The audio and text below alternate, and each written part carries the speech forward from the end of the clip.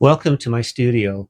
What we're trying to do here is just inspire you. I want to take you along on journeys, little journeys that I enjoy, projects that I do, experiences I have, some past history, some books that I love to share.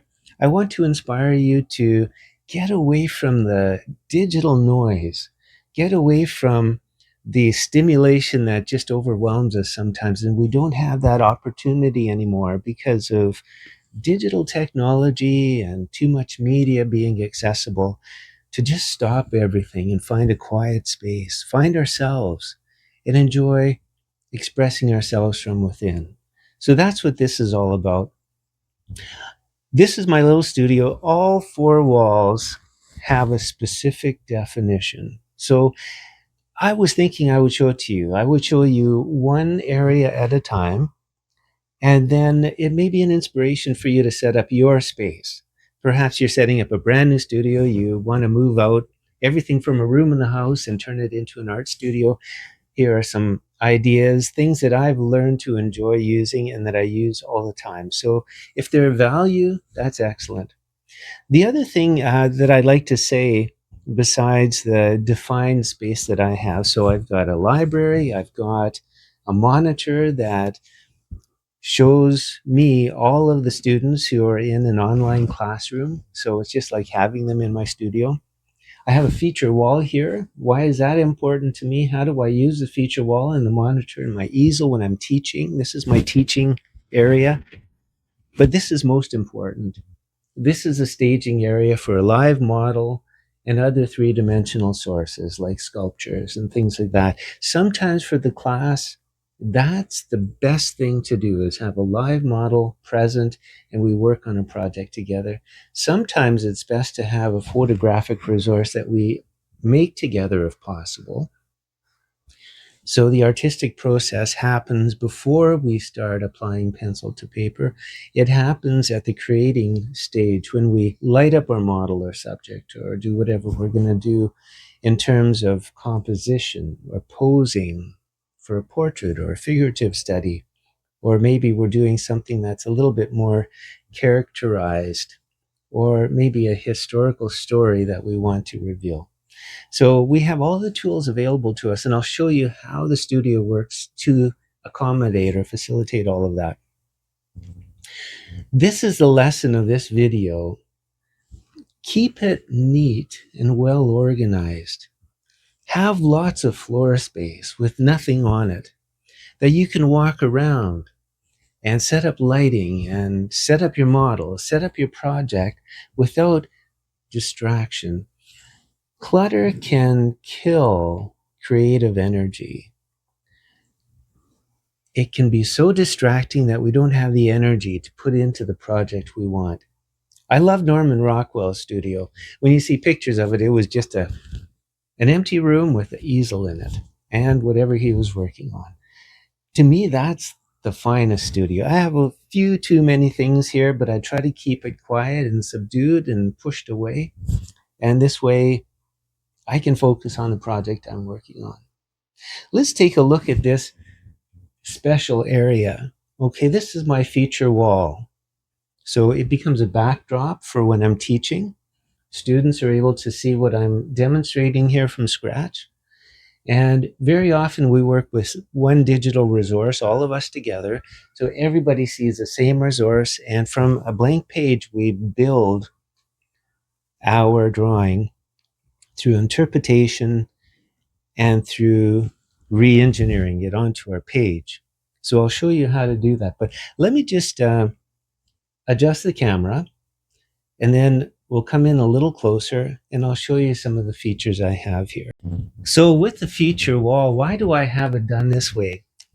Literally, I have a big pole that goes across the ceiling, and I want to show you what I've done. For me, I think this was very innovative, very useful, because I'm working with drawings that are very light. I'm hanging from the top of that pole using hangers with pant clips on. The drawings that I like to refer to most as sort of a benchmark for quality, for expression, for creativity, for emotional content that allow me to make sure that the project I'm working on is at that level or better. I surpass that level. Why is that important? It's because I'm not competing with anyone outside. I'm competing with myself for quality. I'm doing artwork to fulfill who I am as an artist, not to fulfill what who someone else is or what they expect from me. And I always appreciate when people see or read the emotional value of my work with appreciation. But that's what I have this wall for. Now, having those hangers up there allows me to move things around or take things down and put new things up without much fuss. It just takes a second. And this way I keep my inspiration in front of me. Let's move into the easel. I like to work with an Italian easel. You can buy them everywhere. They have a little shelf inside with some immediate tools, and I love that because you have this in front of you all the time. But just below, I have my shelving unit that has all my resources, everything I need. We have papers, pencils, inks, medieval inks we make, homemade charcoals, all sorts of things like that, cutting tools, measuring tools, and so on and so forth. Everything is right here in one place, and it's very accessible for me. Keeping it well organized and simple is just so valuable. Now, one thing I like to emphasize to artists is to make sure you're working on an easel where you can either stand up or sit down in this case, but having the easel vertical.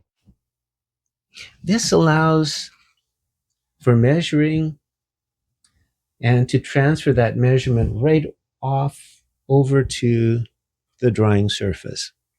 That is very, very important.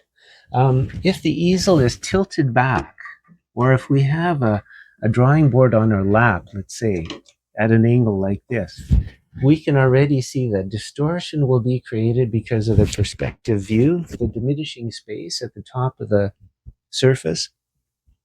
And then finally, when we finish our work and then we straighten it up and hang it on the wall, all of a sudden we've revealed the distortion that's in our drawing and it doesn't look like the subject. Another thing I have is a monitor on the wall. It's a rotated computer monitor. That's all it is. But that lets me demonstrate the process of managing a subject just like I'm managing a live model study. Okay. So it's very important to have your source material away from the easel so you can actually do interpretive measuring like this. You can use a knitting needle or whatever tool you need, a plumb line, whatever is useful for you. You interpret what you see, you translate it in terms of fundamental knowledge, whatever it takes, and then you re-engineer it on your page. And that gives us the flexibility to work with ideals. It gives us the flexibility to adjust rotations, modify the gesture. Let's say we want a ballerina or a dancer to be more gestural than what we see in our source. We can do that. We can do that through the eyes of understanding, modify what we want, and say what we want.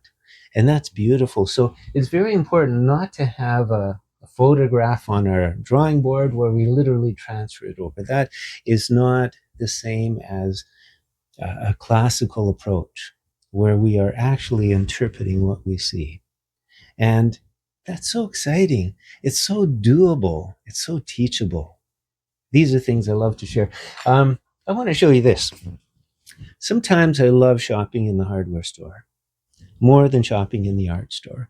So, a mall stick. Isn't this cool? This is simply a magnetic pickup tool you get in the hardware store. They're cheap as anything. But man, do they ever work good as a mall stick. So you can support your drawing hand as you're drawing. And I just slipped over a very soft rubber pencil grip you get at the dollar store. And I love this mole stick. It's the best one I've ever had. And I take it everywhere, use it everywhere when I'm on site doing a teaching program. Sometimes I teach at the Federation of Canadian Artists. Sometimes I teach in schools. Sometimes I teach in private studios. But so collapsible, so light, so small, and so useful and so sturdy. It's amazingly useful for artists. So, a little tip for you: go to the hardware store and pick things up. I'm hoping that this little demonstration had allowed you to see the value of keeping your space nice and neat, to define your space. And I'm hoping these little tips may be something that'll inspire you that you may want to use in your studio. Enjoy.